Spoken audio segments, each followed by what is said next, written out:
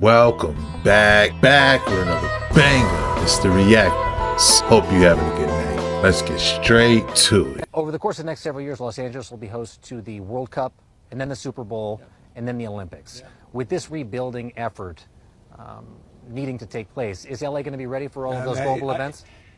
My humble position, and it's not just being naively optimistic, that only reinforces the imperative moving quickly, doing in the spirit of collaboration and cooperation. Donald Trump, to his credit, was helpful in getting the Olympics to the United States of America, to get it down here in LA. We thank him for that. This is an opportunity for him to shine, for this country to shine, for California and this community to shine. The opportunity with all of that and all that opportunity and that pride and spirit that comes from not just hosting those three iconic games and venues, but also the opportunity, I think, to rebuild at the same time. And that's why we're already organizing a Marshall Plan. We already have a team of looking and reimagining LA 2.0, and we're making sure everyone's included, not just the folks on the coast, people here that were ravaged by this disaster. Did anybody see what Gavin Newsom just said about the wildfires in California? I tried telling everybody about this over a year ago. In an interview with Meet the Press with NBC News, this is what Gavin Newsom just said. First of all, he said very clearly, by the way, when it comes to rebuilding, that he has a team looking at reimagining LA 2.0. Also saying we're just starting to lay out. He said we're still fighting these fires, so we're already talking to city leaders. We're already talking to civic leaders. We're already talking to business leaders. And he said that we're talking to labor leaders. And do you know for what? Well, he said that the devastation from these fires require a rebuilding response, something that he's characterizing as a Marshall Plan for the region. But Newsom also suggested that the rebuilding efforts would be tied to the Olympics, which Los Angeles will be hosting in 2028. And if you haven't heard by now, which I've been trying to tell everybody for well over a year, like I've already mentioned, there's a certain little project that I really want everybody to look into. I've been begging people to look into this one specific project. Literally, right after Maui, I begged people to go look into Smart LA 2028. People called me crazy, and that's completely fine, because guess what? Here we are. And did anybody see the smile on that man's face? All of this information is available to the public, by the way. Let me just make that very clear. But are you listening yet, people? A Marshall Plan. I've heard of martial law, but this is a first. Shout out to Beauty Marked.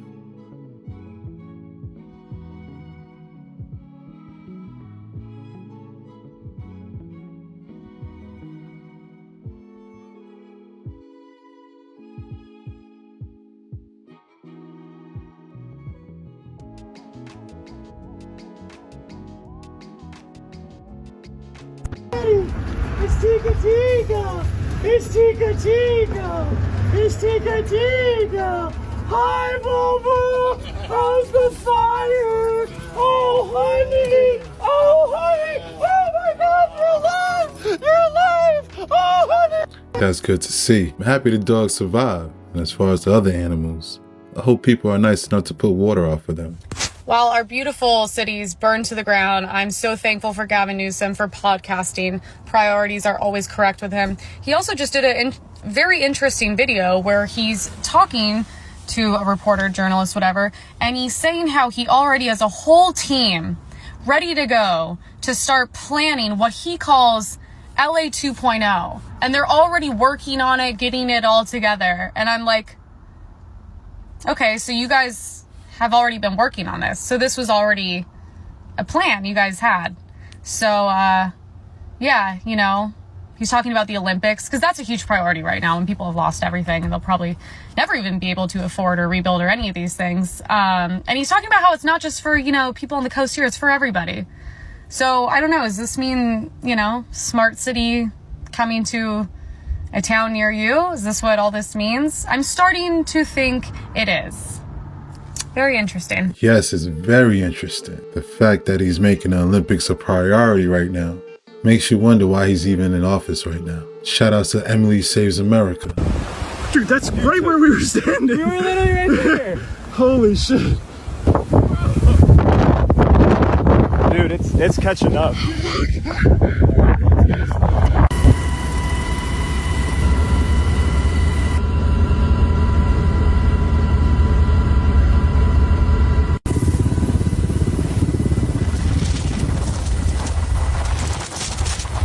This message is for Gavin Newsom or anyone that lives in the state of California.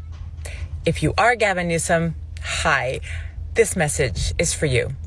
I have a question for you, actually some questions for you, and I'm asking for myself and probably every single one of the citizens that live in your state. I'm wondering why in every single one of your press conferences and your interviews, all you talk about is Donald Trump. All you talk about is why hasn't he visited your state? Why, if your state is burning to the ground, he's not there. Just a gentle reminder, you are the governor of California. The mayor of LA works under you. The fire chief, they are also working under you. The director of land development, of forestry, of land maintenance, they all work under you. Let me gently remind you again that Donald Trump will not be the president for at least another week, actually 8 days today.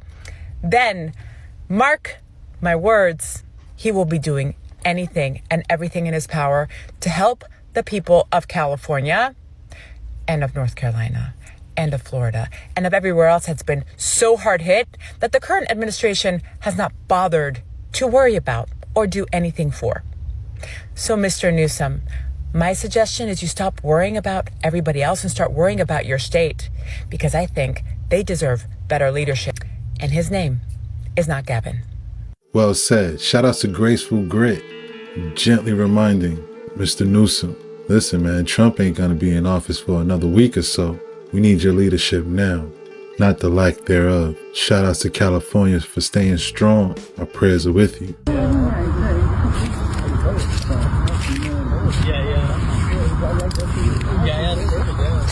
I thought you meant back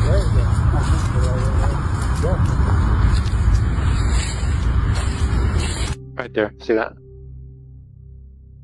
Little fire tornado. Hundreds of feet in the air. Wow.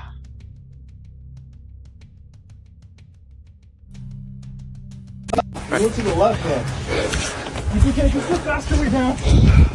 Also, we should go to the left though. Where are we going? Left. This way.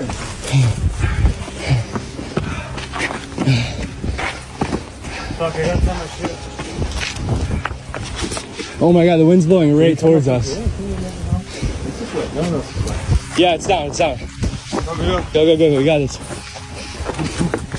I couldn't imagine being in that spot right there. The cliffs and the turns and the panic. I'm happy they made it out safely. Due to current events, I figured now would be a great time to tell you guys all about Smart LA 2028. Smart LA 2028 was a plan released in 2019 to redefine and restructure Los Angeles in time for the 2028 Olympics. Smart LA 2028 has many key points, one primarily being the transportation infrastructure to go for a car-free Olympics. Don't just take it from me, however, take it from Ted Ross, the Chief Information Officer of LA. As a 3-time United States Digital City Award winner, the City of Los Angeles has been investing in the infrastructure, the apps, and the data tools to be a globally recognized smart city. But as technology evolves, so our smart city must evolve too. That's why we have developed our Los Angeles Smart City Strategy, known as Smart LA 2028. Check it out here. Key points that they're looking to improve are infrastructure and community engagement, which may be hard since there's no community anymore. Some constraints on this project are funding and budget constraints because infrastructure is very important and very expensive. And piggybacking off that, another hurdle is the aging infrastructure. Much of LA's infrastructure, including roads, bridges, and utility grids, were built decades ago and requires significant upgrades or replacement. They're going to have to replace a lot now. With that comes retrofitting challenges. Adapting existing systems to modern standards is often more complicated and costly than building new infrastructure. How about that? It would be cheaper for them to just build new infrastructure instead of repair and fix the old. Traffic congestion. A lot of people living in LA means a lot of traffic. I guess it's kind of weird that a lot of people won't be living in LA now. Environmental concerns, because a lot of residents mean high carbon emissions from cars and high water usage. which we know LA is already struggling with the water usage because the firefighters said that there's no water to put out the fires right now. The hydrants are running dry. And as we know, wildfires are a big environmental concern. Regulatory and bureaucratic hurdles are a big concern as well because, you know, it's going to be hard getting things approved when there's so many people living and working in LA. And stakeholder coordination. But I guess it's really not going to be that hard to convince people to fix a city that no longer exists. You're just building from the ground up, right? It's hard to get equity and public support because of gentrification concerns. Infrastructure improvements can lead to displacement in lower income communities, creating opposition to certain projects. But I guess there's not going to be much opposition now. And the digital divide.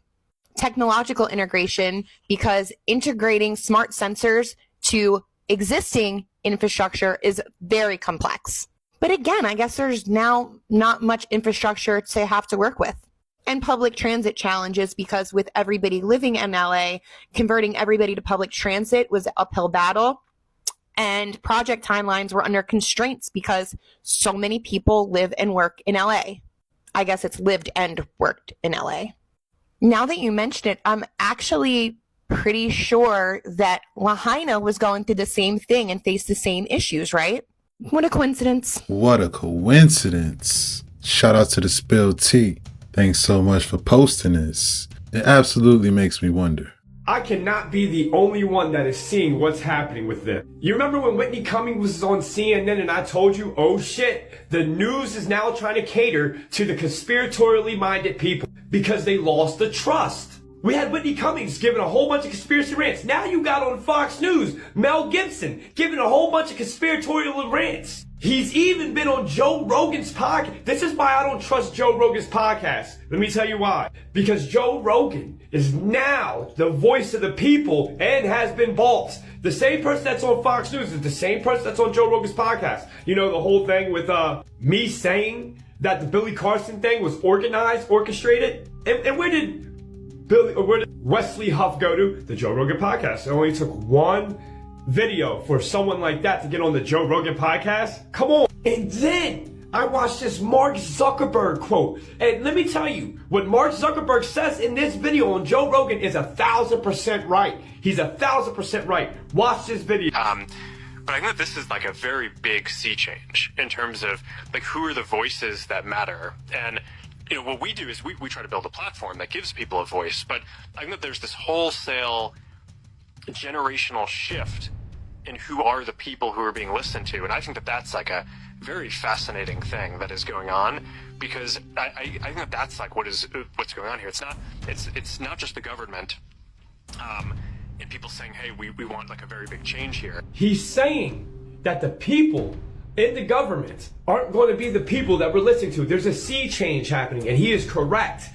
Right now, he's saying that people are looking towards a new government. And you should go watch this clip, the whole clip. He's 1,000% right. But why is it on the Joe Rogan podcast? You're not understanding. Why is Mel Gibson on Fox News being able to say what he's saying? Why is Mel Gibson on the Joe Rogan podcast relaying and saying the same things? Why was Matthew McConaughey on the news saying weird things? You're not understanding. They are pushing everyone, the conspiratorially minded people, to watch the news. Do y'all see what's happening, or am I just bugging? This is a conspiracy. This is a theory. I'm just seeing a pattern, and the pattern is pattern. Peace to the gods. Wake up. So is it just me, or is it weird that a lot of plants and trees didn't burn down in the Palisades? I mean, you've got greenery everywhere, and all I see is just huge trees that aren't burnt down. So I looked into it a little bit. So I found that many mature palms are fire tolerant. Some examples are the king palm and the queen palm. But some species like the date palm, Mediterranean fan palm, and Mexican fan palm are highly flammable and ignite easily. So then I start looking at like what are the most common trees in Los Angeles. For example, the American sweet gum tree. And what I came to find was that most of these trees are full of moisture, very resilient against fire. I mean, this is crazy. This chick still had oranges when she came back to her house. And I mean, look at the forest after the Canadian fires. There's nothing left. I mean, look at all this foliage here, and here, and here. I don't know, people. Either I just don't know enough about vegetation in California, or something is up with these trees. Oh, and this was also a subject matter when the island burned down as well. Put that in your back pocket. But I mean, this is all speculation. I'm just a creator. But really, what's going on with these trees? Yeah, I was hoping he had the answer. It do seem like a lot of those trees do hold moisture. But looking at the Canadian wildfires, it's like, whoa, what's going on? Shout out to Article. There's been a lot going on in our world today, America. And I know we have a lot of questions about what might be taking place, but before January 19th comes to fruition, I would like to inform you of what other countries are dealing with. Now, first and foremost, Bolivia has been dealing with a lot of wrong article. The Portuguese Prime Minister resigns after being accused in corruption probe. The investigation covers lithium mining concessions in the north of the country, as well as hydrogen production project and data center. He's alleged to have intervened personally to speed up the contracts, a statement said. Misuse of funds and active passive corruption by political figures and influence peddling. It seems they also arrested a mayor and 2 executives. And the president of the executive board of Portuguese Agency for the Protection of Environment, APA, was also indicted. In 2024, Portugal wildfires were a series of more than 1,000 wildfires. And I also found it interesting that this specific northern province in Portugal was the exact same place they found significant wildfires. And I found the same thing was happening in Kazakhstan. See, I wasn't sure if America was informed, but these wildfires are happening all over the world. In places like Kazakhstan, the country's deadliest wildfires in years, renewed discussions about government corruption, which sparked nationwide protests in January of 2022. And it seems like the citizens of Kazakhstan are asking the same questions America is. And as a lot of the blame is being pushed on Gavin Newsom, places like Bolivia are going through just that. Bolivians blame government for not doing enough to put out the fires. As I've stated before, Bolivia is part of the lithium triangle. And it's not just America. Russia and China are as well. And from my research, the Amazon rainforest has tons of lithium, about 64 million acres of it. However, just from a quick search, I found that a staggering 37.4 million acres of Brazil's Amazon burned through October 2024. It's just very interesting. We're all going through the same things at once. I mean, am I the only one who sees how similar these articles are? Just saying. 37 million acres is insane. Shout out to a truth for you. That's crazy. I had no idea this was going on in different parts of the world. They do have one thing in common. What are the odds? All right, everyone, welcome back. January 13th, 2025. And just when we thought we might be getting some relief in these California fires, that is not what's happening at all. In fact, we are getting another round of Santa Ana winds upwards of 70 miles an hour. We are nearing hurricane force winds once again for these already destroyed areas of Southern California. Listen to this. Offshore winds will bring another round of Santa Ana winds to Southern California. Many of the same areas where we're already battling those wildfires that are raging out of control. You know, this is absolutely insane. More and more of these images are coming in, these before and after images of all these houses. In fact, there's an interactive map now. I'll leave the link here where people have been documenting the already destroyed properties. As you can see here between Malibu and Santa Monica, all these red dots here. As you click each one, it shows you a before and after image of these specific houses. This is absolutely devastating, and it's still going on, and it's going to get worse. I hate being the one to put this information out there, but it needs to be seen for people to understand just how bad this really is. Not only that, my friends, but take a look at this. I don't know if you remember, this video was of the civilians who arrested this guy who had a blowtorch,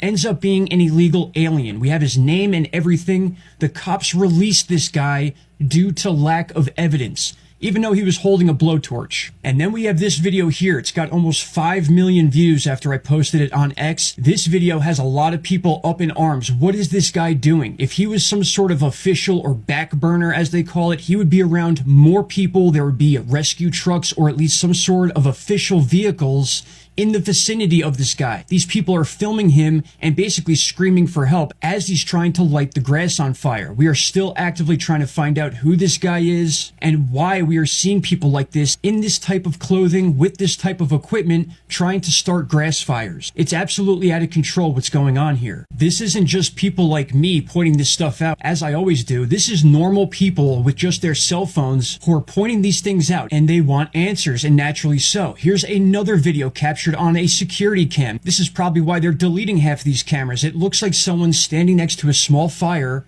either having just started it or monitoring it, waiting for it to get bigger. You can find these videos all over the place right now. And that's not it, but weird things happening in the sky, things on satellite feeds. They are constantly cutting off the cameras so we can't see these fires in real time. They are clearly trying to hide something that's going on here, and it's becoming more and more clear with how they are handling this in the media. There are two very public faces that, in my opinion and many other opinions, need to step down from their jobs immediately. They have completely failed the people of California. The death toll is rising, and now these fires are about to get even more out of control, with only a small percentage of them even contained as we speak. So with that said, it's going to be another very long week for the West Coast, and I'm sure it's just a matter of time before the next quote-unquote natural disaster begins to take our attention off this one, just when they think they have too many eyes looking. All right, my friends, I appreciate you all. More to come later on. Please share this video and let me know down below what you think. All right, take care. Bye-bye.